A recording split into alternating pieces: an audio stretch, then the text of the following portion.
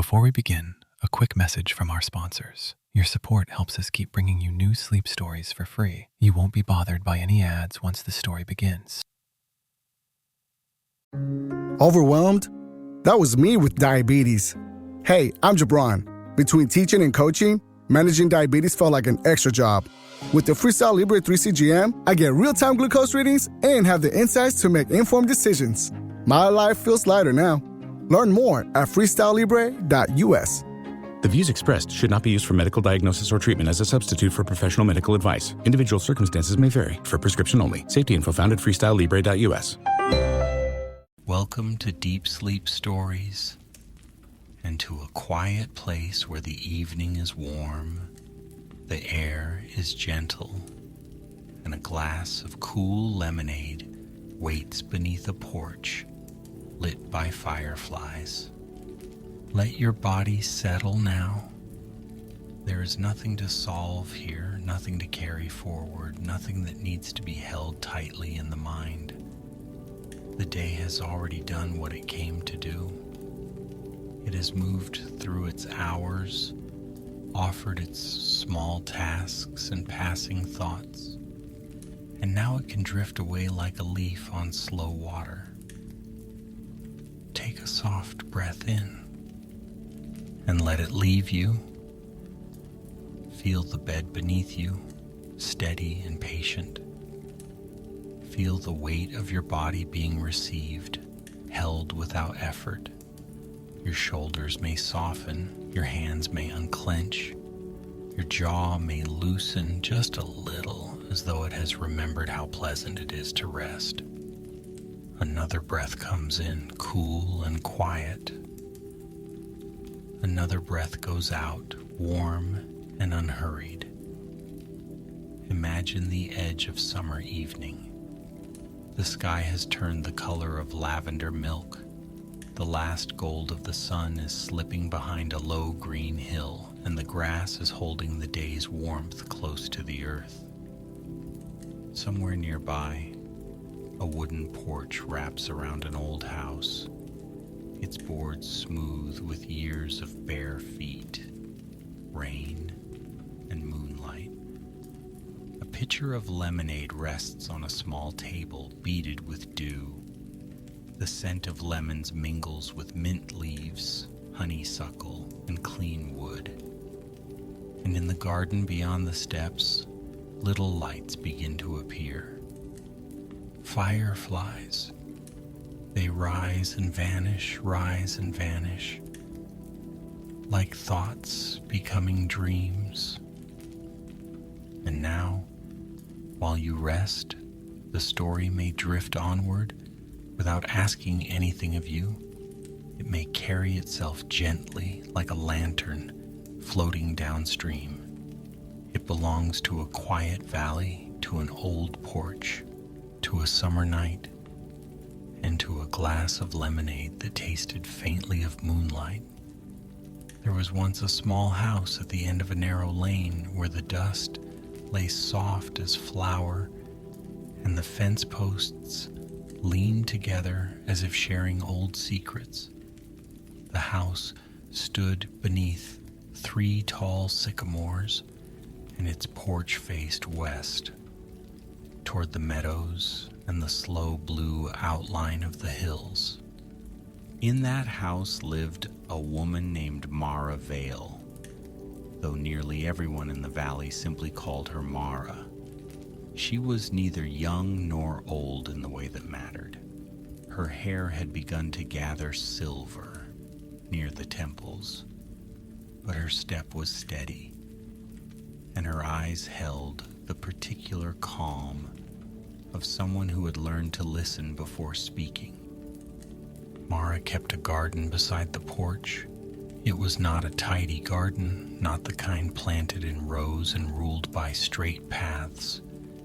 It rambled softly with thyme between the stones, lavender leaning over the edges, and hollyhocks bowing toward the sun. There were tomatoes blushing on crooked vines, pale beans curling up poles, and herbs that brushed the ankles with fragrance whenever anyone passed. At the far corner of the garden grew a lemon tree. No one in the valley could quite explain the lemon tree. The winters were often too cold for such a thing, and other lemon saplings brought from warmer towns had withered before spring. But Mara's tree thrived. Its leaves were glossy and deep green. Its white blossoms opened with a sweetness so clear that bees seemed to forget themselves among them.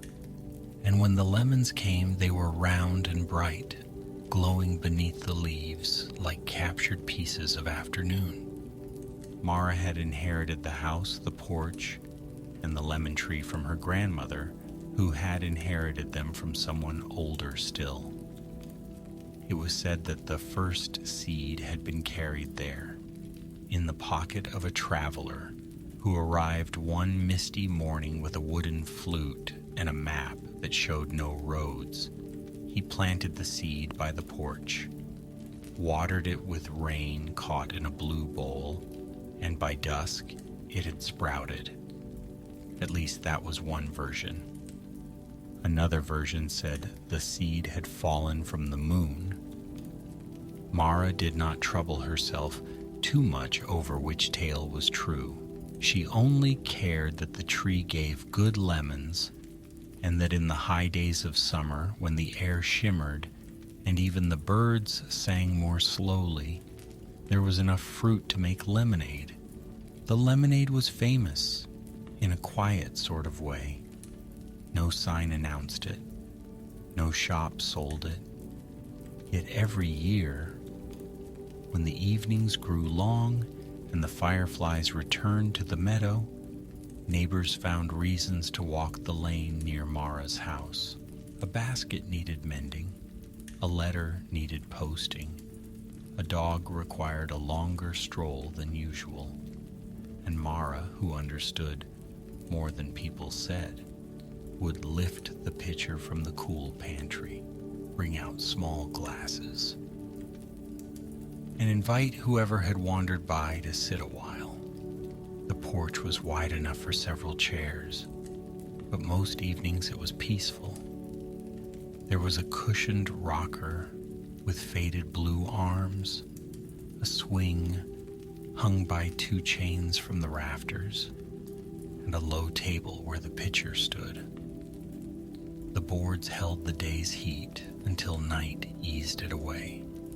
The railing had been polished by elbows and hands, by children leaning over to watch beetles in the grass, by travelers setting down bundles, by cats stretching in the last sun. The porch was ordinary in daylight, but after sunset, when the first firefly appeared, it changed. It began very gently. A spark at the edge of the beans, then another beneath the lilac, then a flicker by the watering can, and another near the steps. Soon the whole garden breathed with small green gold lights. They drifted in silence, moving among the flowers, crossing the yard, blinking beneath the porch roof and around the hanging ferns. On certain nights, the fireflies gathered close to the porch, more than anywhere else in the valley. They would hover by the railing and circle the lemon tree. Sometimes their lights reflected in the pitcher, making the lemonade shine as though stars had dissolved into it. The elders said it was because Mara's grandmother had once saved the firefly queen from a spider web. Children said the lemonade called them. Mara only smiled. One particular evening, after a day of soft heat and no wind, Mara prepared the porch as she always did. She swept the boards with a straw broom, though they were already clean enough. She shook the cushions. She filled a clay bowl with cool water for any passing dog or thirsty cat. Then she went into the pantry, where the stone floor stayed cool even in summer, and took down the glass pitcher. She washed the lemons in a basin and set them on a cloth. Their skins were fragrant beneath her palms. She rolled each one slowly, pressing it against the table to loosen the juice inside. Then she cut them, and the sharp, golden scent opened into the room. She squeezed the lemons by hand into a wide white bowl. The juice flowed clear and bright, carrying tiny flecks of pulp. She stirred in honey from the neighbors' hives, honey dark with clover and wildflower. She added cold water drawn from the deep well behind the house, water that tasted faintly of stone and roots. Finally, she tucked in several leaves of mint, bruising them between her fingers first, so they would release their cool green breath. The pitcher filled.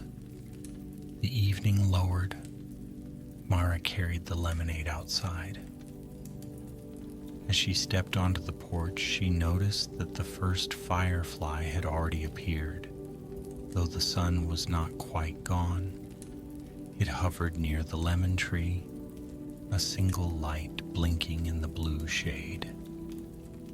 Then it drifted toward the porch steps and paused, as if waiting. Mara set the pitcher on the table. "Well," she said softly, "you are early." The firefly gave one slow flash. Mara laughed under her breath and sat in the rocker. The chair creaked as it accepted her. She folded her hands in her lap and watched the meadow darken. Beyond the yard, the grasses moved in long, sleepy waves. The road beyond the gate was empty.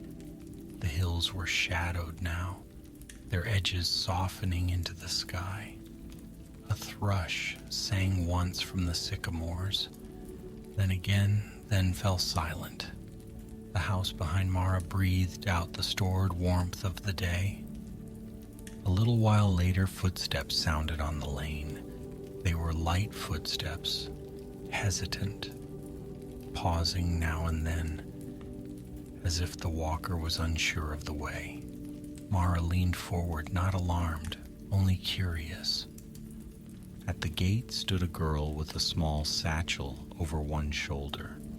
She looked perhaps 12 summers old, though fatigue made her seem older in one moment and younger in the next.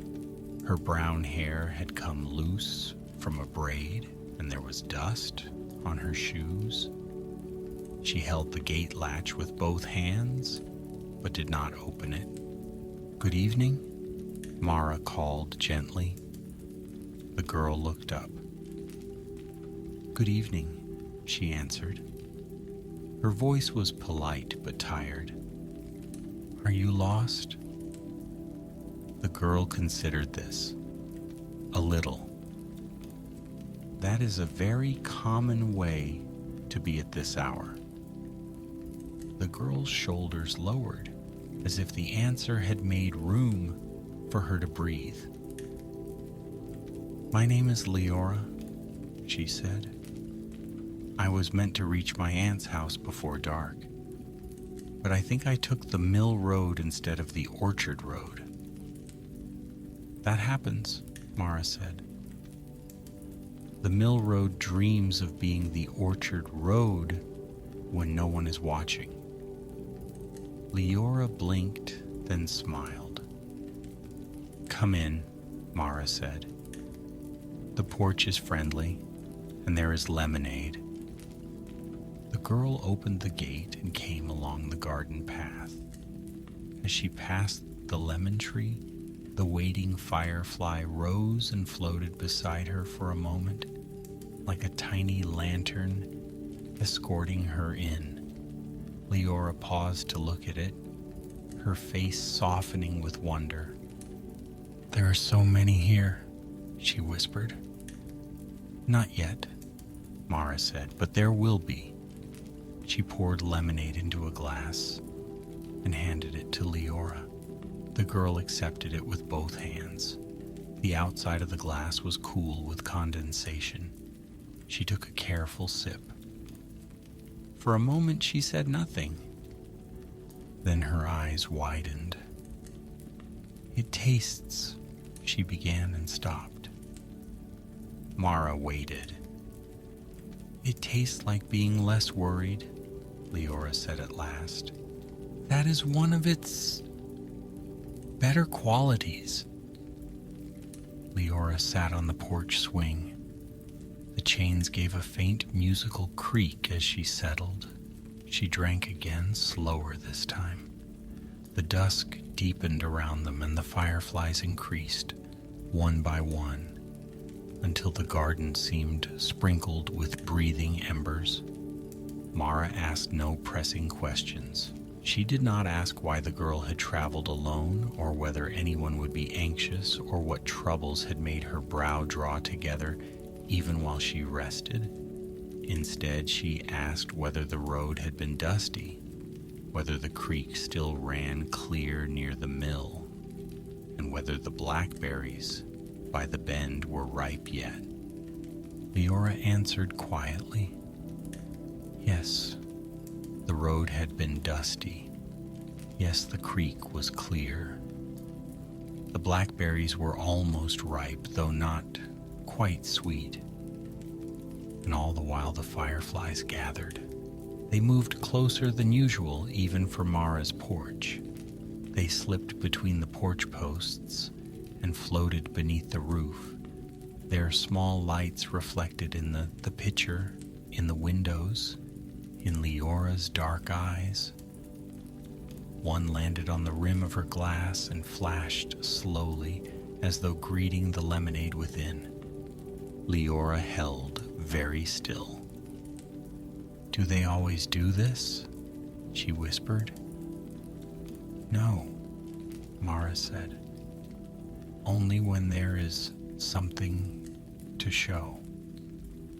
"What do they show?" "That depends on who is watching." The girl looked into the garden. The fireflies began to drift in a pattern. At first it was only a stirring, like sparks caught in a slow breath. Then the lights formed a loose line above the lavender and moved toward the lemon tree. Others joined them, rising from the grass, circling low, gathering just beyond the porch steps. Their glow brightened, then softened, brightened, then softened, until they seemed to be making a path. Leora glanced at Mara. Mara only nodded. The girl set down her glass and stood. She descended the porch steps carefully, as though stepping into water. The fireflies moved ahead of her, leading her around the garden and toward the narrow gap in the hedge that opened to the meadow. Mara followed at a little distance, carrying the pitcher in one hand and 2 glasses in the other. She had learned long ago that some invitations should be accepted slowly. Beyond the hedge, the meadow stretched wide and fragrant. Tall grass brushed Leora's skirt. The first stars trembled overhead. The fireflies floated in a path before them, winding through the grass past clumps of Queen Anne's lace and wild asters, toward a place where an old stone well stood half hidden by ferns. No one used the well anymore. It had been sealed for safety long before Mara was born. Moss covered the stones, and tiny white flowers grew from the cracks. But that night, the fireflies gathered above it in a bright, humming crown. Leora approached. The air around the well felt cooler. Mara set the pitcher on a flat stone. The lemonade within it shimmered faintly, reflecting the firefly light. Then, from somewhere very near and very far at the same time, came the sound of running water. Leora turned her head. "Is there a stream?" "Not here," Mara said. But the sound continued. It was delicate, like water slipping over smooth pebbles. The sealed stones of the well glowed with a mild silver light. The moss brightened. The tiny flowers opened, though night had fully arrived. Leora knelt beside the well. The fireflies arranged themselves in the air above the stones, and their lights became a picture. Not sharp, not fixed, but clear enough to feel. It showed a road under moonlight, an orchard gate, a cottage with a crooked chimney, and a woman standing at the door with a lamp in her hand. "My aunt," Leora whispered. In the glowing picture, the woman at the cottage door looked down the road, waiting. Leora's eyes filled, though she did not cry. "She will be worried." "Yes," Mara said, "but she is not afraid. There is a difference." The firefly picture shifted. Now it showed the road again, but from above, winding beyond the meadow and past a line of poplars. It curved around the mill pond, crossed a little bridge, and ended at the orchard gate. Leora watched closely. "I missed the bridge," she murmured. "The bridge can be shy at twilight." The girl gave a soft laugh, and with the laugh some tightness left her face. The fireflies loosened their formation and rose into the air again. The well's silver glow faded, and the sound of water grew quieter, until it was only the whisper of grass. Mara poured lemonade into both glasses and handed one to Leora. They stood beside the old well and drank under the first clear stars. The lemonade tasted even cooler there, as though the sealed well remembered depths that the night had not forgotten. When they returned to the porch, the path seemed easier. Leora's steps had become slower, not from exhaustion now, but from relief. She no longer looked as if the whole road had to be carried inside her. Mara placed a lantern on the table, though it was hardly needed. The fireflies remained close, filling the porch and garden with gentle light. Leora sat again on the swing, her satchel beside her, and leaned back against the cushion. "I thought I had ruined everything," she said after a while. Mara took the rocker. "By taking the wrong road?" Leora nodded. "I was supposed to be brave. My mother said I was old enough to visit Aunt Nessa on my own, and I wanted to prove she was right. But then I missed the turn, and the shadows got longer, and I kept walking because I did not want to admit I was uncertain." The rocker moved gently beneath Mara. "Most people have walked that way," she said. "On the mill road, on the road of not wanting to admit they are uncertain." Leora looked down at her hands. The porch swing moved with a slow and steady rhythm, forward and back, forward and back. The chains made their soft sound overhead. A night moth passed through the lantern glow and vanished. In the garden, a toad settled beneath the rhubarb leaves and began to sing in a small, contented voice. Mara poured the last of the lemonade. "There is a secret about being brave," she said. Leora listened. It is rarely the same as being unworried. Brave people are often worried. They simply learn to sit beside worry as they would sit beside a tired traveler. They do not let it hold the map forever. The girl considered this for a long while. The fireflies blinked in and out around the porch. At last, Leora said, "I think my worry has been holding the map all day. Then perhaps it is time to offer it a glass of lemonade and let someone else look." Leora smiled. They sat quietly together while the night deepened. The valley became a bowl of blue darkness.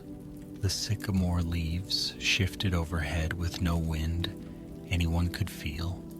Somewhere far off, an owl called once, and then the silence after it seemed even softer. Mara rose and went inside the house. When she returned, she carried a folded quilt, pale yellow and worn thin at the corners. "You may sleep here until moonrise," she said. "Then I will walk with you to the orchard bridge. Your aunt's house is not far beyond it." Leora looked uncertain. "Are you sure?" "The Porch is quite sure." That seemed to settle the matter. Mara spread the quilt across the porch swing. Leora removed her shoes and tucked her feet beneath her. The swing accepted her weight with a slow creak. She leaned her head against the cushion, and for a while her eyes followed the fireflies as they drifted beneath the porch roof. "Why do they come here?" she asked sleepily. Mara sat again in the rocker. "Because this is where they have always been welcomed." "That seems like a good reason." "It is one of the best." Leora's eyelids lowered. Mara rocked, and the fireflies floated, and the lantern burned low. The lemonade pitcher stood empty on the table, though a few drops still gleamed at the bottom. The night air smelled of mint, lemon peel, grass, and distant rain. As Leora slept, Mara watched the fireflies gather once more by the lemon tree. They moved in a ring around the trunk, blinking in a pattern she had seen only rarely. It was not a warning. It was more like gratitude or remembrance. The leaves of the lemon tree stirred, and one ripe lemon dropped soundlessly into the grass. Mara smiled. She stood, crossed the yard, and picked it up. The fruit was warm on one side from the day's sun and cool on the other from the evening air. She carried it back to the porch and placed it beside Leora's satchel. A gift for morning, perhaps. The hours passed gently. Moonrise came slowly over the eastern hill. It silvered the meadow, softened the fence, and turned the dust of the lane pale. Mara woke Leora with a hand near, but not on, her shoulder. "It is time," she said. Leora opened her eyes. For a breath, she seemed not to know where she was. Then she saw the porch, the fireflies, the quilt, and Mara and memory returned without alarm. They prepared quietly. Leora put on her shoes. Mara lifted the lantern. The fireflies gathered ahead of them as though they, too, had been waiting for the next part of the journey. The lane was cool beneath the moon. Crickets sang in the ditches. The hedges were full of shadow and silver edges. Mara and Leora walked side by side, not quickly. The fireflies moved before them in a loose cloud, brightening whenever the road forked or dipped. At the mill pond, the water lay smooth and dark. The moon rested on it in a long, broken ribbon. Frogs plucked sleepy notes from the reeds. The old mill stood silent, its wheels still, its windows reflecting the sky. Leora paused at the place where she'd gone wrong. One road curved around the pond into deeper trees. The other slipped between two poplars toward a small wooden bridge, half hidden by willow branches. "There," she said. "Yes," Mara answered. The bridge was narrow but sound. Its planks smelled of damp wood. The fireflies drifted along the railing as the two crossed, lighting each step with tiny pulses. On the other side, the orchard began. Apple trees stood in rows, their leaves dark and whispering. Small, hard apples hung among them, waiting for autumn. The road turned soft with fallen petals from some late-blooming vine. Ahead, a cottage window glowed amber through the trees. Leora stopped. At the cottage door stood a woman holding a lamp. Even from the road, it was easy to see the relief that passed through her. She set the lamp down and hurried forward, her shawl loose around her shoulders.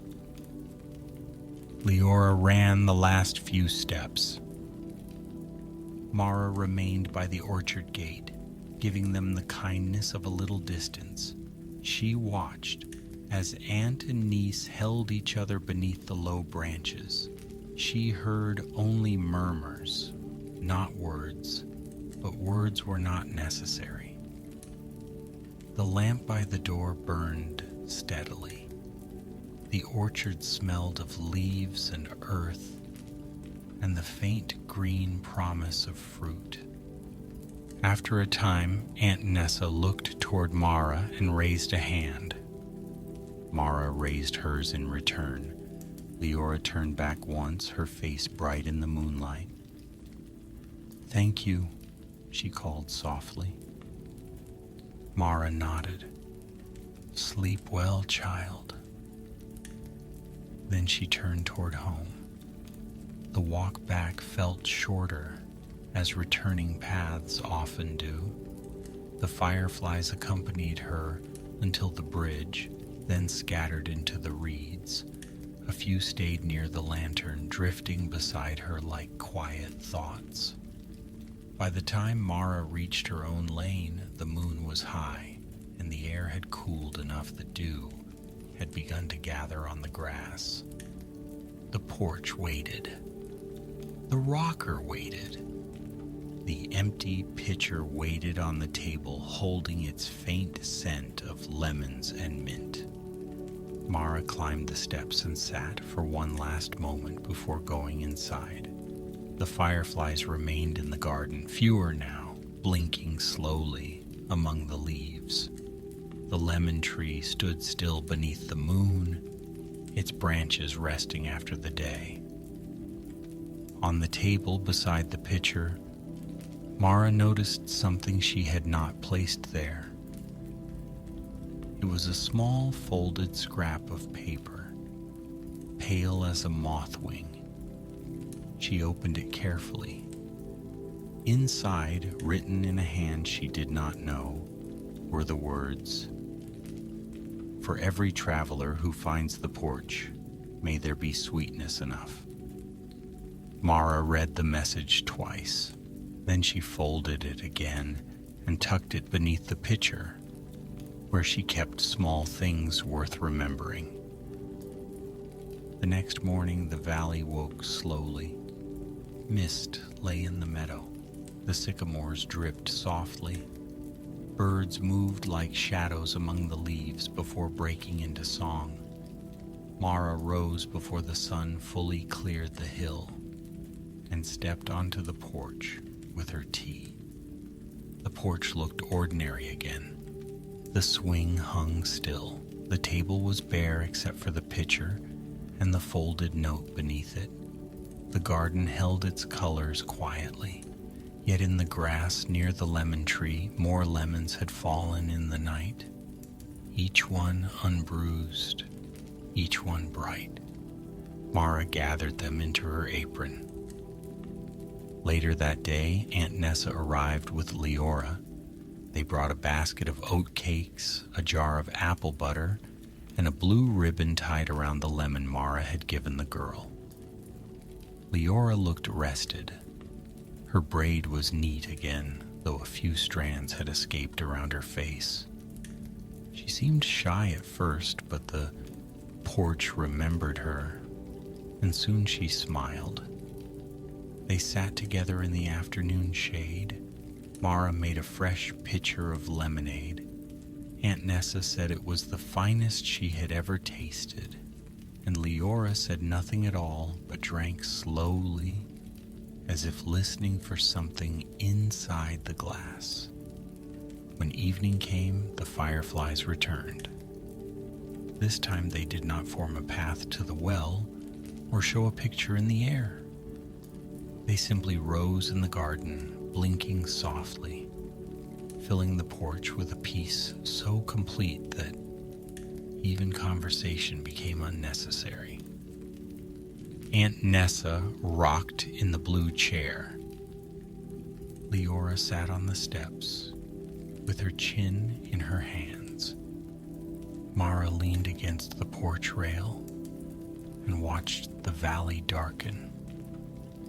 The lemonade glowed faintly in the pitcher, and from that night onward, whenever someone in the valley lost the road at dusk, or carried too much worry, or needed a place where silence was kind, somehow their steps found Mara's lane. A farmer who had quarreled with his brother, a seamstress grieving a letter that never came, a boy who feared leaving home for school, an old man who had forgotten why he walked to the gate and then remembered only that the porch light looked warm. Each was welcomed. Each was offered lemonade. Sometimes the Fireflies showed a path. Sometimes they showed a memory sweetened by time. Sometimes they did nothing but gather close, which was often enough. And the porch became known, though never loudly, as a place where the evening could mend what the day had frayed. Years passed gently over the house, paint weathered. Roses climbed and were cut back and climbed again. The sycamores widened their shade. The lemon tree continued to bloom after winters that should have discouraged it. Mara grew older, but the porch did not mind. The rocker shaped itself to her back. The steps learned the rhythm of her feet. The garden leaned toward her hands. Leora visited often, first as a girl, then as a young woman, then with children of her own who chased fireflies in the meadow and fell asleep under the yellow quilt. She learned to make the lemonade, rolling the lemons slowly, stirring honey until it dissolved, bruising mint between careful fingers. One summer evening, when Mara's hair had become completely silver and her hands moved more slowly than they once had, Leora came to the porch carrying a pitcher. Mara sat in the rocker looking out at the garden. "Is it sweet enough?" Leora asked. Mara tasted. The fireflies were just beginning to appear. "Yes," Mara said. "Sweet enough. Tart enough. Cool enough." Leora looked relieved. They sat together without needing many words. The children played in the grass. The lemon tree shimmered in the dusk. The first firefly of the night landed on the porch railing between them and gave one slow flash. Mara smiled at it. "Early again," she murmured. The firefly flashed once more. And as the sky deepened and the garden filled with lights, Mara felt the porch beneath her steady as a promise. She felt the evening moving kindly around the house. She felt every traveler who had rested there, every glass lifted, every worry set down for a while. The world, she thought, was wider and stranger than anyone could explain. But it was also gentle. And sometimes gentleness was the truest magic. The story softens now. The porch grows quiet. The glasses are empty and the pitcher rests in the cool shade.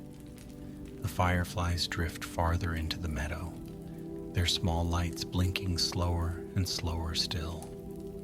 The lemon tree stands peaceful under the moon, its leaves barely moving. The old house settles board by board into night. Mara's rocker slows. The swing becomes still. The garden breathes in darkness and gives back the scent of mint, grass, and lemon blossoms. And far away, or very near, every traveler who once found that porch sleeps a little easier. Their roads are quiet. Their worries are folded away. Their dreams glow softly like fireflies over a summer meadow. Let your own thoughts drift now. Let them flicker and fade.